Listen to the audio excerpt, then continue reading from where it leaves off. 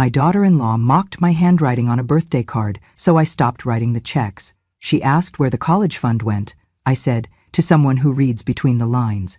My handwriting looks like chicken scratch. Is that really what you're going to write on her birthday card? Clara's voice cut through the morning stillness like a blade.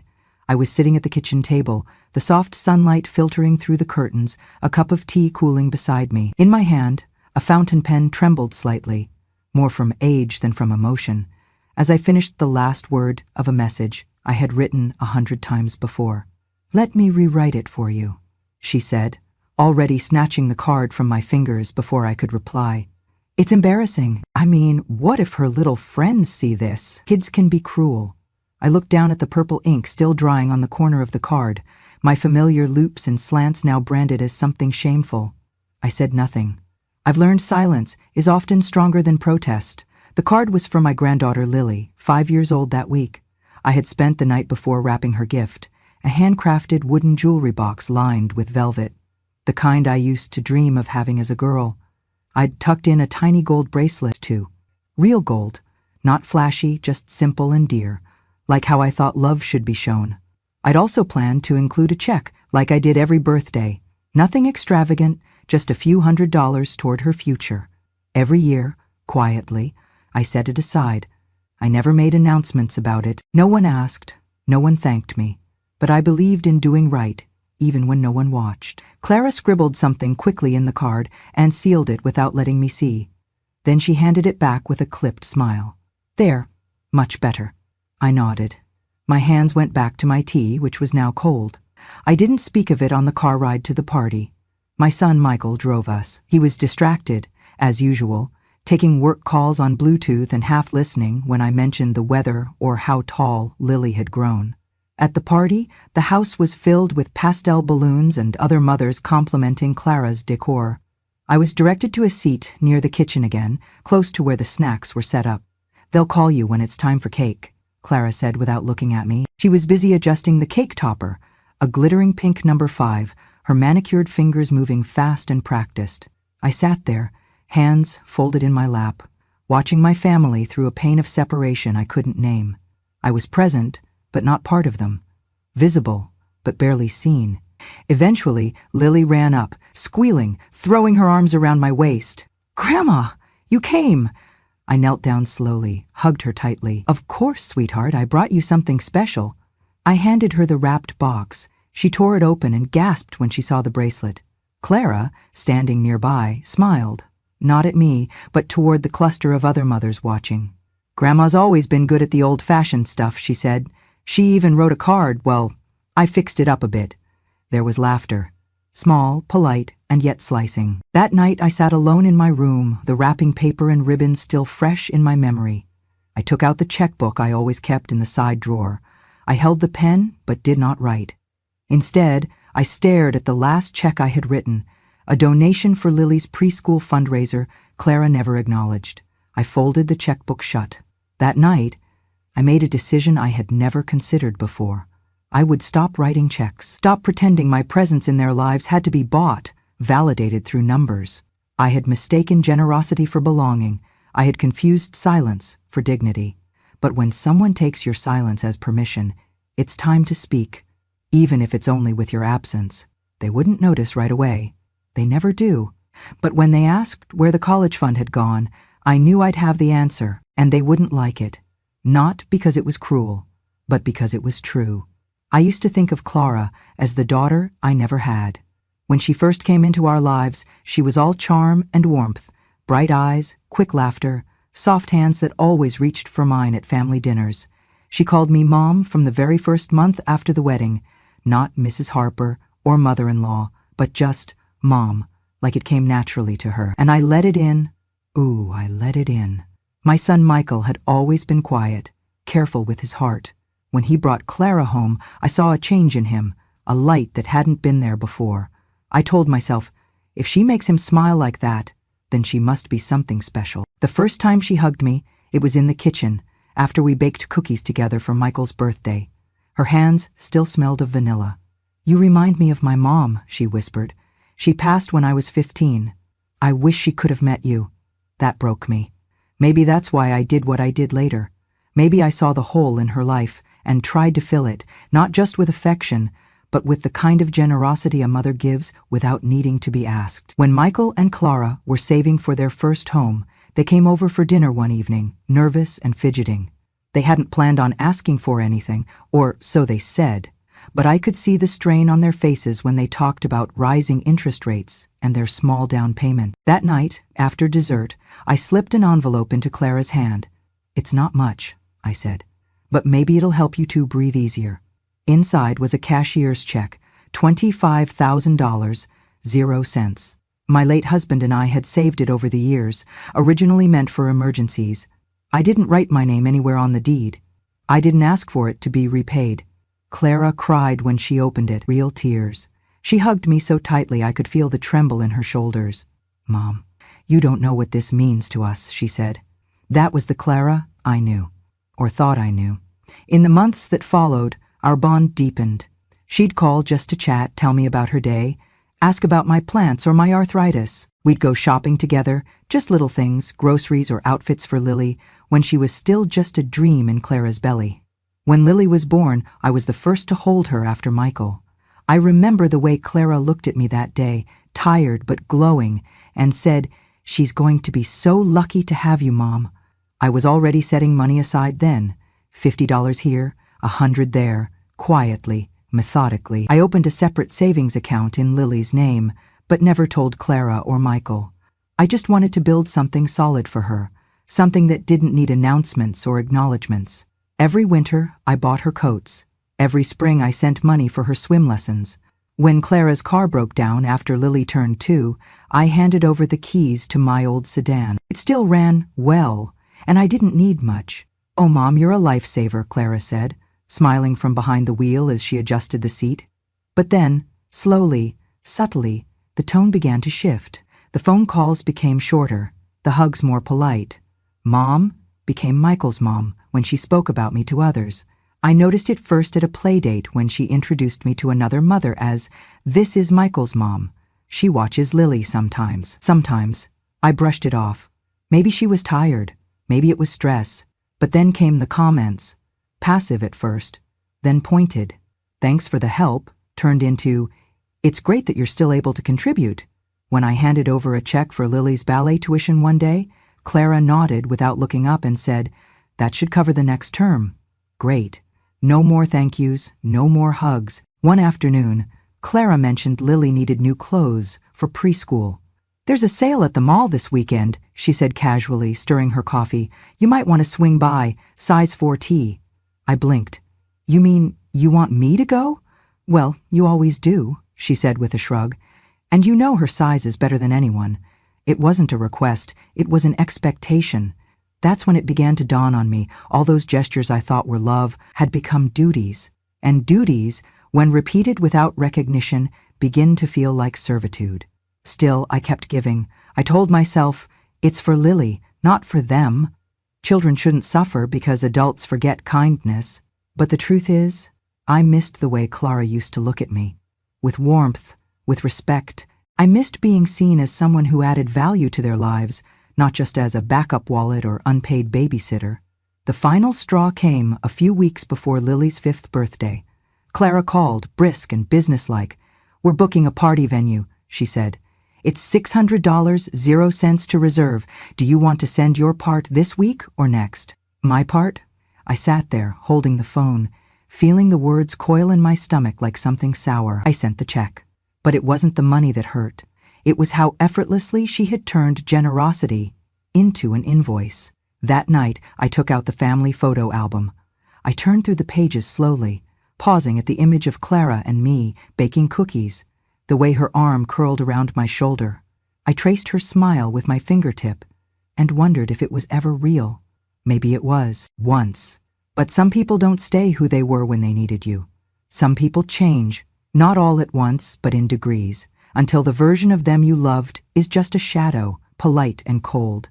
And now, that's who Clara was to me, a polite, cold shadow of the daughter I thought I had. "You live alone? You don't need that much money." It was said casually, with a smile even, as if it were a joke, though the message underneath was sharp enough to draw blood. Michael had brought it up over Sunday dinner as we sat in my modest dining room. He was slicing his roast chicken, not even looking at me when he said it. Clara nodded along, sipping her wine. You could simplify things for everyone, she added. I mean, if something ever happened, God forbid, it would be such a hassle with probate and all that. I raised an eyebrow. What are you saying? Just that, Clara said sweetly. It makes sense to consolidate things now. Maybe put the house under Michael's name, or even Lily's if you want to set her up early. It's all family, right? I smiled. That small practiced smile I had learned over decades, the kind that doesn't show teeth, the kind that hides more than it reveals. I'll think about it, I said. But I didn't have to, because I already had. This wasn't the first time they'd suggested such a thing. A few months earlier, Clara had asked about one of my accounts, the one I used to help with Lily's tuition and other small expenses. It might be easier if we just handled it, she'd said. One less thing for you to manage. Manage. As if I were doddering and forgetful. As if I hadn't balanced a household on one income for 20 years after my husband passed. As if I hadn't raised Michael on careful savings and quiet sacrifice. I didn't answer then, just nodded. But I remembered. I always remember. There was another time, during Thanksgiving, when Clara asked about my will. She dressed it in pretty language. Said it was only because she worried about my peace of mind. We just want to make sure everything's organized. You know, for Lily. For the future. For the future. That phrase had started to haunt me. Because every time they said it, they weren't thinking of my future. Just theirs. Still, I stayed silent. Until one birthday. Lily was turning 5. The same birthday where my handwriting had become a point of ridicule. The same birthday where Clara snatched the card from my hands with that thin smile and said she'd fix it. That day had already begun with cracks. I arrived at the party to find that my seat was once again in the kitchen area, the place for coats, plates, and platters. Other guests sat at the long decorated table, laughing, raising glasses. Clara greeted me with a brief side hug. Can you help set out the drinks? We're running a little behind. I did. Of course I did. Because I knew if I said no, she'd flash that wounded look and murmur, I just thought you liked helping. When the cake came out, I wasn't called forward. I watched from the archway as Clara and Michael stood behind Lily, singing loudly, surrounded by their friends. Someone snapped a photo, a perfect picture of a perfect family. I wasn't in it. Later, as people mingled and the kids opened gifts, I handed Clara the card and gift I had prepared.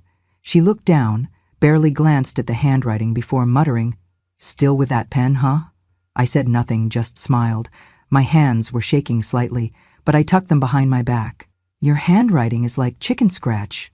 Are you going to write that on my birthday card? She opened the card, read it silently, then laughed, a small, high laugh that didn't reach her eyes.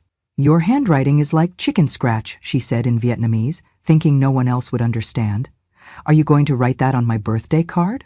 She didn't know I still understood every word, even the ones said under breath. And then she took it from me, the card, the moment, the dignity, and rewrote the message herself. It's better this way, she said. Presentation matters. That was the moment. The moment I knew I wasn't seen as a mother anymore, not even as a person, just an accessory, a source, a signature. I stayed through the party, I smiled for the guests, I helped clean up, carried trash to the bins outside while Clara texted on her phone and Michael took a call. Then I went home, quietly, alone. That night I didn't cry. I didn't rage. I just sat at my desk, opened the drawer where I kept my savings ledger and checkbook. I looked over the account I had kept for Lily. The balance was modest but consistent, built from birthdays, holidays, and random Tuesdays when I thought, she might need this someday. I took out a note card. With the same fountain pen Clara had mocked, I wrote a single sentence on thick paper. To those who read between the lines, the value will always be clear. Then I folded it, slipped it into the checkbook, and placed them both in my safe. Clara thought I needed nothing. That I lived simply out of necessity, not choice. That because I didn't spend extravagantly, I must be clinging to things I no longer needed. What she never understood, what she never bothered to ask, was that what I held on to most wasn't money. It was memory. It was intention. It was a kind of love that didn't need approval. And now, that love had drawn a quiet line, One she wouldn't see. Not yet. But one that would change everything. I stopped writing checks that day. It wasn't a grand decision, and I didn't make a speech. I simply sat at my desk, where the old checkbook had lived for years, and slid it into the bottom drawer. I didn't lock it. I didn't burn it. I just put it away. The next morning, I drank my tea slowly and let the quiet sit beside me. I knew what I'd done, or rather what I'd stopped doing. The check I usually mailed at the start of each month for Lily's dance class, I didn't send it. The one I would have slipped into Clara's purse at church for Lily's school lunches, it stayed folded in my wallet. And the automatic transfer I had set up from my savings account to theirs, just to help with groceries, canceled, quietly, no warnings. 2 weeks passed before Clara noticed. She called mid-morning. I remember because I was pruning the roses on the porch, hands still in gardening gloves. "Hi, Mom," she began, too sweet, too slow. "Just wanted to check. Did something go wrong with your bank?" I paused, hearing the undertone. "No," I said calmly. "Why do you ask?" "It's just, we didn't see the usual transfer this month. Michael thought maybe you changed something." "I did," I replied. "I'm reviewing my finances. Just making sure everything's in order." There was a beat of silence. Then, "Oh, okay. Is everything all right?" "Everything's just fine, Clara." And it was, for me, but not for her. I could almost hear the wheels turning in her head, trying to connect dots she hadn't even noticed before. For years I had given freely, quietly, no requests, no reminders, just support, offered as naturally as breath. There was the time Lily needed a new pair of glasses. Clara had sent me a text with a picture of the frames, no words, just a price tag. I sent the money the same day. Then there was Lily's summer camp. "Mom, you're so generous," Clara had said back then. "We know it's a bit much, but it's an amazing experience. We wouldn't ask if we didn't believe in it." But they never really asked. They assumed. There were groceries when Michael lost a client, car repairs, a new washer. Clara once sent me a photo of their broken fridge with a sad emoji and nothing else. I wired $800, 0 cents that evening. I remembered every dollar, not because I needed credit, but because they never gave it. Over time, my giving stopped being a gift and became a given. Not "thank you, Mom," just "Mom will cover it." But now Mom had stopped. Michael called a few days later. His voice was awkward. "Hey, just checking in. Everything okay over there?" I smiled. "Fine. How about you?" "Good. Clara said you're going over your finances?" "That's right." He hesitated. "Do you need anything? Help with the computer or—" "I don't know." I shook my head, though he couldn't see it. "I've been handling numbers longer than you've been alive, son. I'm just reorganizing, prioritizing." There was another silence. Then he said, "Okay, well, let us know if you need anything." That was the end of that call, but it wasn't the end of the whispers. Clara didn't confront me directly again. She's too practiced for that. Instead, she spoke through Michael, or more often, near him, within earshot. I stopped by one afternoon, unannounced. I brought over some banana bread and a little toy Lily had left at my house. As I stepped inside, I heard Clara from the hallway, her voice low, but not low enough. "Your mom's been acting different. She's always been private, but now it's like she's keeping score." Michael mumbled something I couldn't make out. "Maybe it's her age," she said. "I mean, she's always been proud, but what if she's slipping a bit? Forgetting things?" I didn't say anything. I walked into the kitchen, set the bread down on the counter, and smiled like I hadn't heard a word. Because that's what people like Clara count on, that you'll smile, that you won't make a scene, that your silence is submission. But mine wasn't. Mine was a ledger.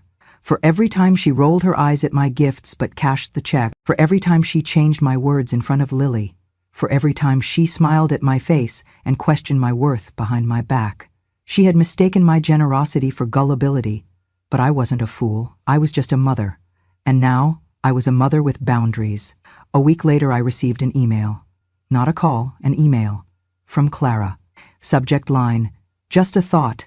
Inside was a cheerful message peppered with emojis and exclamation points, suggesting we sit down as a family and talk about long-term plans.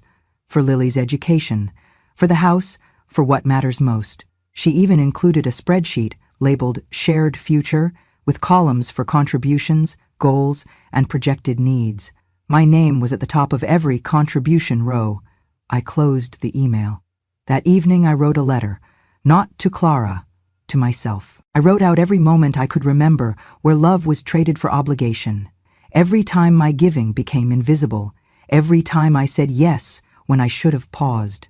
And then I wrote this: from this day forward, my love will remain, but my money will follow only gratitude, not guilt. I folded that letter and tucked it into the drawer with my checkbook. No one else would read it, but I would know. And that was enough. The call came on a Thursday afternoon. I was folding laundry, nothing fancy, just towels and soft linens that still smelled of lavender. The phone rang once, twice. I didn't rush to answer it. Clara's name lit up on the screen. I knew this wasn't a courtesy call, not after what I had stopped doing. "Mom," she said sharply, skipping pleasantries. "We need to talk." I stayed quiet. She dove in. "We checked the college fund for Lily." "Ah, so that's what this was about." "It's not where it should be," she snapped. "Actually, it's way off. You said you were setting it aside, every year." I didn't respond right away. I placed the last towel in the basket and sat down slowly.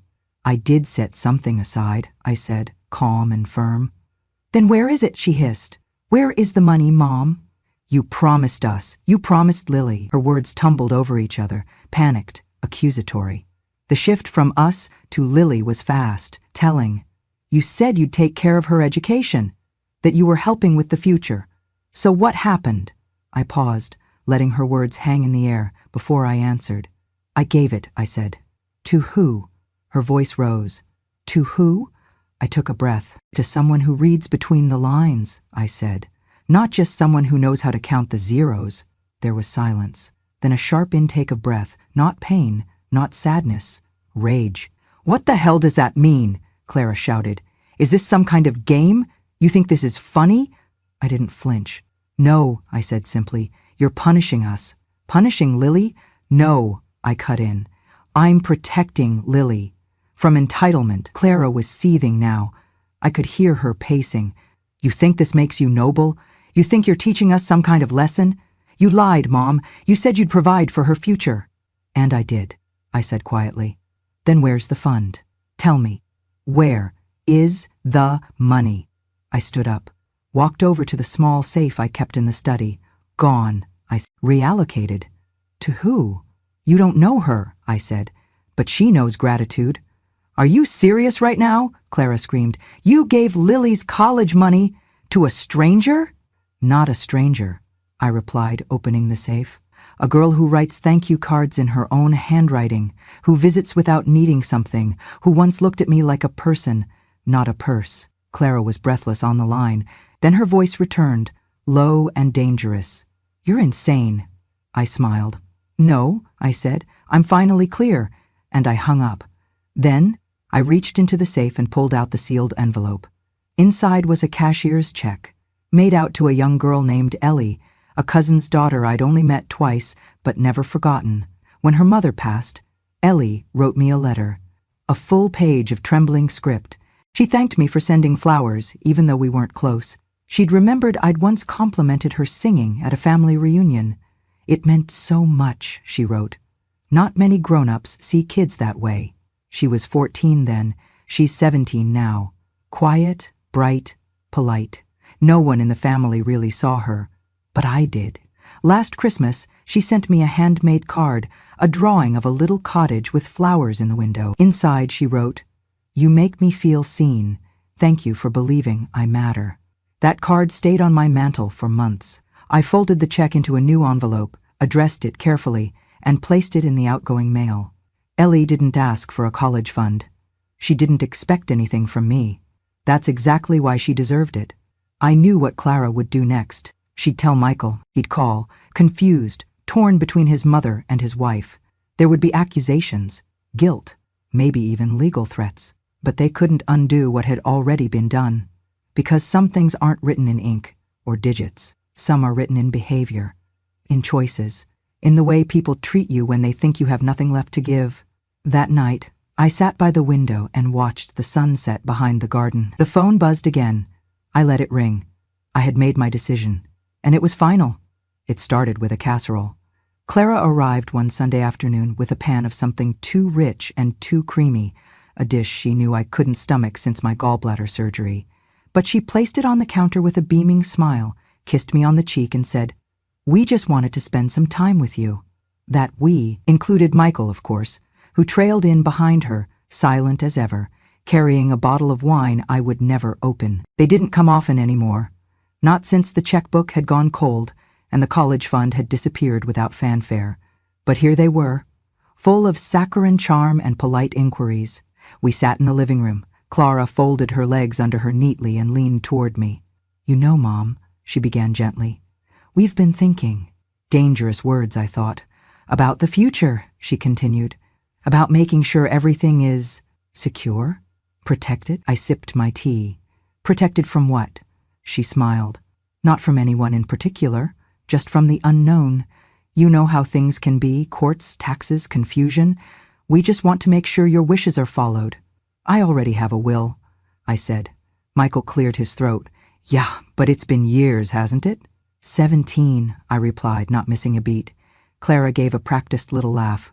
"Right, that's practically ancient in legal terms. It might not reflect your current intentions, especially with Lily growing up so fast." There it was, the pivot. "It's really about protecting the family," she said again, "ensuring what you worked so hard for stays where you'd want it." "And you think I don't know where I want it?" I asked, keeping my voice even. "Of course not," Clara rushed to say. "We just think it could be helpful to revisit, maybe even talk to someone we know, a trusted attorney. Michael's friend, actually." I smiled and nodded. "Sounds reasonable," I said. "Let's revisit." Their faces lit up. Clara reached over and touched my hand. "That's wonderful. It'll give us all peace of mind." That night, I made 2 phone calls, not to Michael's friend, but to my own attorney, Mr. Whitman, a man I'd known for 20 years, someone who had handled my husband's affairs when he passed. The second call was to Ellie's mother. By the end of the week, my updated will was signed and sealed. Every cent, every account, the house, the land, all of it was to go to those who had shown care without condition. Lily would receive a trust fund, dispersed by an independent fiduciary, to be used strictly for her education. Ellie would receive the bulk of my savings. And my house? That would go to the local women's shelter, the one I had volunteered with, quietly, for 10 years. Michael and Clara were named in the new document, of course, but not as heirs, as witnesses to an old woman's choices, and witnesses, as the law sees them, receive nothing. I didn't tell them. Not yet. I wanted to see if they'd ask again.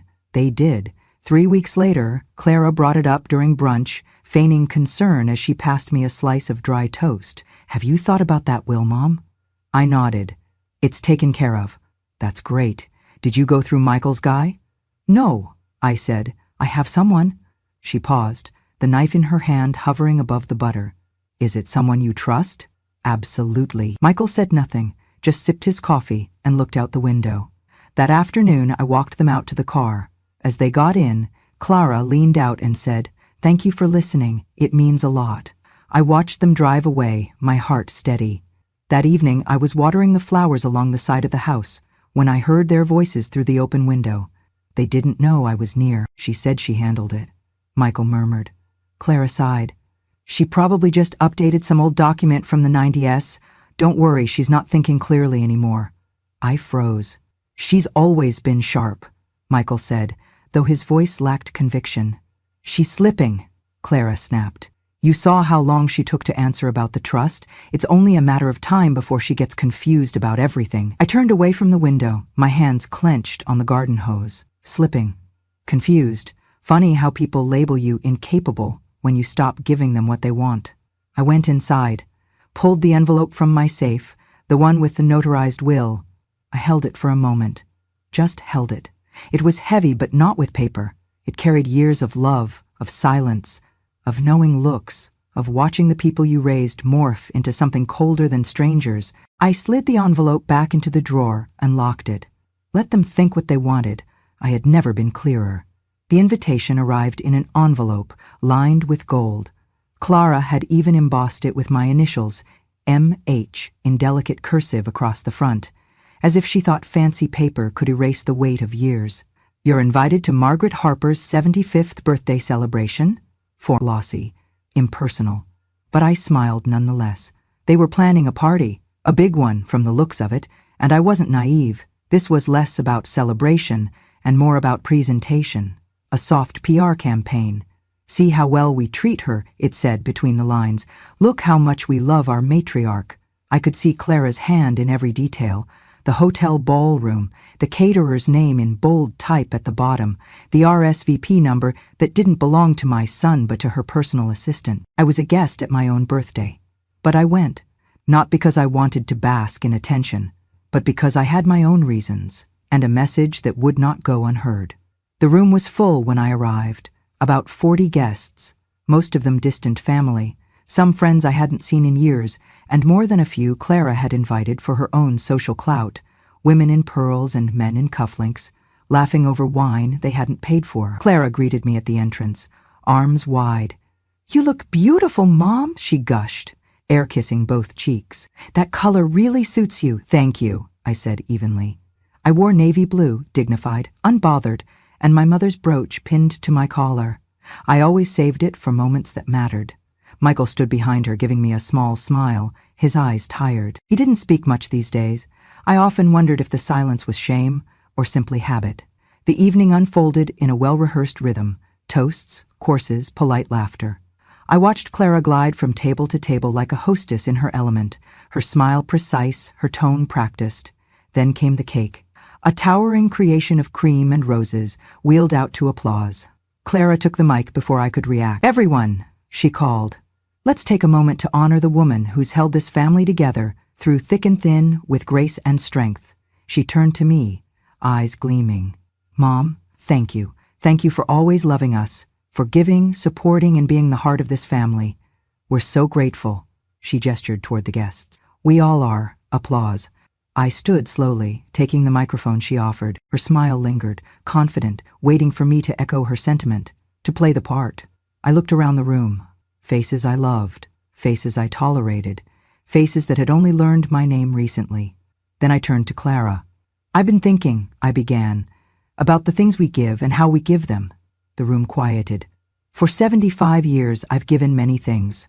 Love, time, money, recipes, patience, and yes, a few birthday cards, written in handwriting that some might call chicken scratch." A chuckle rippled through the crowd, unsure. "But I've come to realize something," I continued, voice steady. "It's not what we give, but how it's received that matters." I let my eyes fall on Clara. Her smile faltered, just slightly. "I've been blessed to know what true gratitude looks like. It doesn't always come from blood. Sometimes it comes in the form of a handwritten note, a quiet thank you, a child who sees you not as a wallet, but as a person." I reached into my handbag and pulled out a sealed envelope.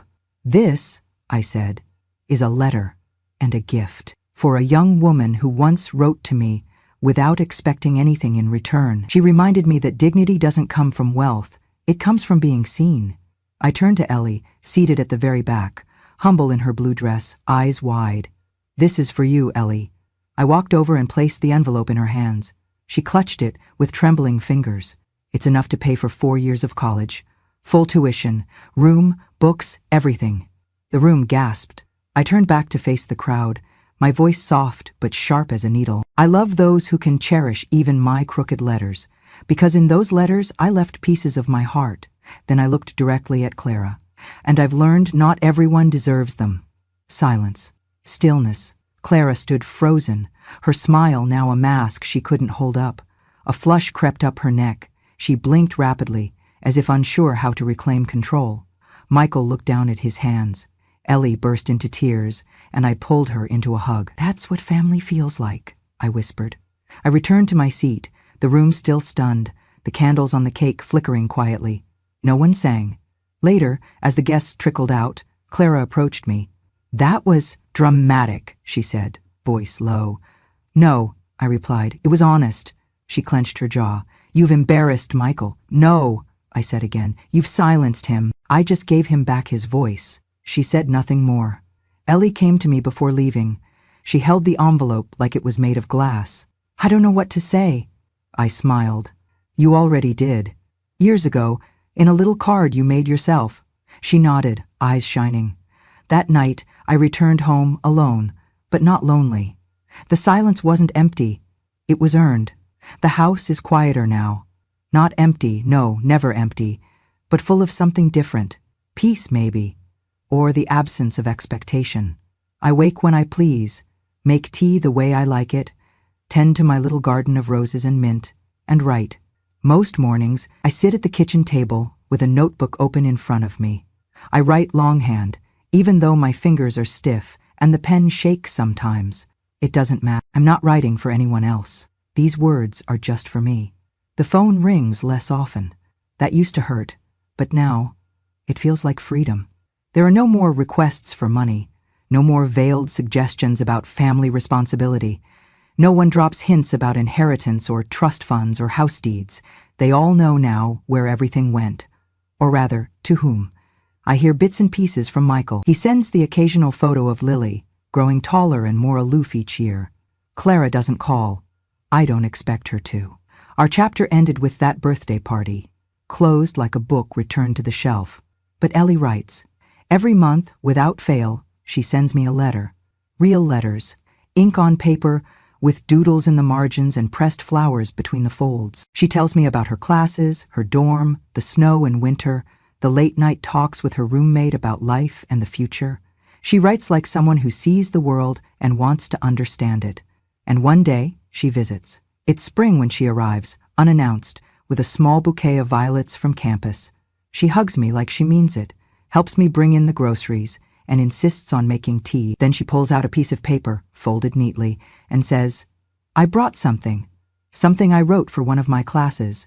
It's about you. I nod, and we sit in the sunroom, the windows open to the scent of rosemary and rain-soaked soil. She begins to read. Your handwriting leans, like your spine does now, curved by time, not weakness. Your loops are wide, your E's small, your T's never quite crossed, but every stroke speaks. Every word carries intention. Your letters aren't perfect, they're alive. My professor asked us to describe the most beautiful thing we've seen this semester. I said, my grandmother's handwriting. She writes with ink that trembles but never quits. Each line, a memory. Each smudge, a story. Each page, a quiet kind of love. When she finishes, her voice catches a little. I sit still, letting the words settle inside me like seeds. And then, for the first time in a long while, I smile, fully, openly. Thank you, child, I say. I still remember how to write, even when no one wants to read. She nods, eyes glassy. We don't speak for a while after that. We just sip our tea, watch the light stretch across the room, and let the silence speak for us. Because some things don't need to be said twice. And some letters, the kind written from the soul, never fade. If you've ever been dismissed, if someone made you feel like you were too old to matter, remember this. Your handwriting might shake, but it still speaks, and gratitude can never be faked. Share your story if you've ever been overlooked or found your voice when no one expected you to. Don't forget to subscribe to Grandma True Stories for more tales that hold you, haunt you, and remind you. Wisdom doesn't shout, it remembers.